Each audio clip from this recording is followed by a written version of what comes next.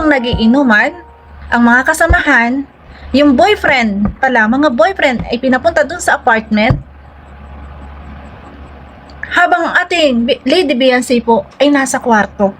Kasi nga, yung mga sponsor nagsusumikap para sila mapagtapos ng pag-aaral. Pero bakit? Parang mali yata ang ginagawa.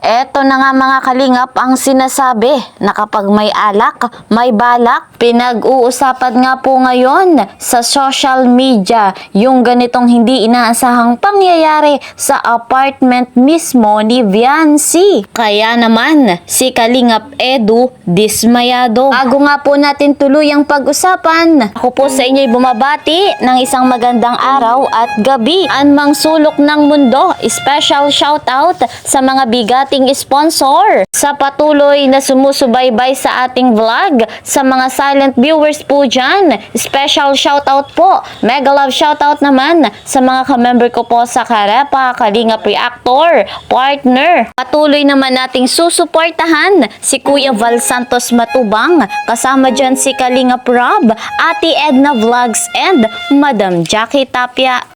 Deserve nila na patuloy nating panoorin, tangkilikin yung kanilang vlogs sapagkat napakaganda nga po ng kanilang layunin sa mundong ito ang marami pang matulungan, mabigyan ng pabahay, scholarship at financial assistance. Akong inyong likod, Kalingap Kiel, ay hindi po nagsasawa na sa inyo'y maglambing. Ayan, please po subscribe my channel, like and share my videos at para po lagi kayong updated, don't forget, click the notification bell. Eto nga mga kalingap, ang nakakalungkot na balita. Marami nga po ang nadismaya sa nangyaring ito sa kadahilanang yung mga kasamahan ni Viancy sa apartment ay gumawa ng hindi karapat-dapat. Alam naman po natin mga kalingap na kapag may alak, may balak. Eto na mga kalingap, atin nga pong alamin, credit to the owner of this video, Trending Pia. At syempre guys, pasalamatan natin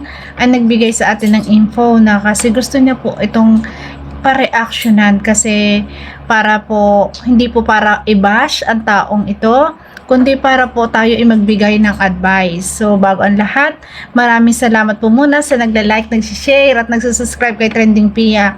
Maraming salamat po. So ito na nga guys, may dumating sa ating info kasi yung mga titas humiling sa atin na reactionan to at magbigay ng advice kasi talagang hindi po maganda. Kasi nga itong apartment ni Beyonce may sponsor to na siya nagbabayad at sila kumuha ng magandang apartment kay Lady Beyonce na talagang yung safe na alam nila doon na safe itong ating Lady Beyonce na panatag yung loob nila na maging maayos do. Itong hinanakit po ng ibang mga titas. Bakit ganito? Hindi ko na po babanggitin yung mga pangalan nila pero alam nyo na po ito at alam din nila. Sana huwag pong ganito. Kasi po, sila po, kaya nasa apartment na yon, sana isipin din nila po ang mga sponsor nila na kung tama ba o hindi ang kanilang mga ginagawa. Kasi nga, yung mga sponsor nagsusumikap para sila mapagtapos ng pag-aaral. Pero bakit? Parang mali yata ang ginagawa. So ngayon, mag-a-advise tayo sa kanila na hindi po dapat. Hindi natin pipigilan kasi mga kabataan po yan na talagang dala po yan ng isang millennial, pero hindi po dapat sa apartment nila to gawin. Na ito po ay legit kasi meron din po akong nabasa dito na combo na habang, guys, grabe, nakakalungkot, habang nagiinuman ang mga kasamahan, yung boyfriend pala, mga boyfriend ay pinapunta dun sa apartment habang ating Lady Beyonce po ay nasa kwarto. Siguro nahiya siyang lumabas kasi nga syempre alam nyo naman kung anong merong pagkatao, si Lady Beyonce talagang mahiyain yan. At lalo na siguro sa ganyan, at hindi mo siya mapapajamin dyan. At sinabi rin, no beneficiary diyan, na ang kasama niya dyan na si Beyonce, habang nagiinuman sila, ay nasa kwarto. 'Di ba? Maganda ba to o hindi? 'Di ba? Hindi maganda. Kasi po, mga babae silang magkakasama sa apartment. Dapat, hindi sila magpapapasok dyan ng lalaki. Kahit pa yan ay boyfriend, guys. 'Di ba?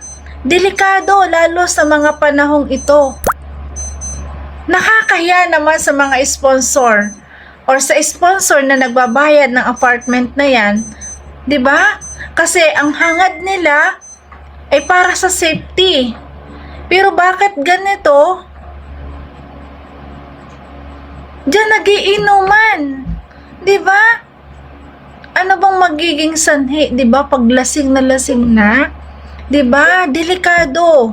Hindi dapat. Delikado po para kay Lady Beyonce ang ganito.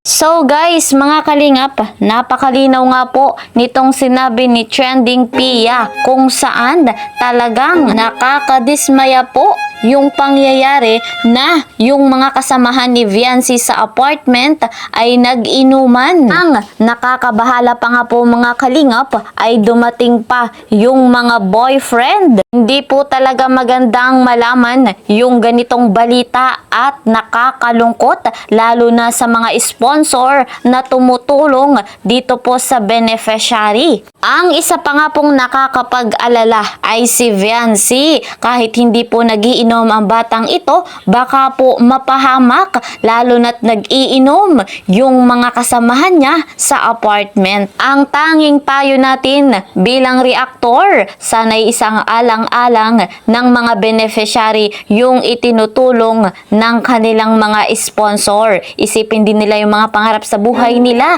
at makakahadlang yung ganitong pag-iinuman. Kung hindi talaga nila maiwasang mag-inom, huwag gawin doon mismo sa apartment dahil nakakapag-alala para po dito kay Lady Viancy. Baka po mapahamak sapagkat napakasama ng mundong ating ginagalawan. Baka po yung mga lasing ay sapian ng dyablo at mapahamak nga po si Viancy. Wala po tayong ibang iniisip kundi ang kaligtasan nga po ni Viancy. So guys, yan lang po muna ang ating update. See you po sa next video. Mag-iingat po kayo palagi.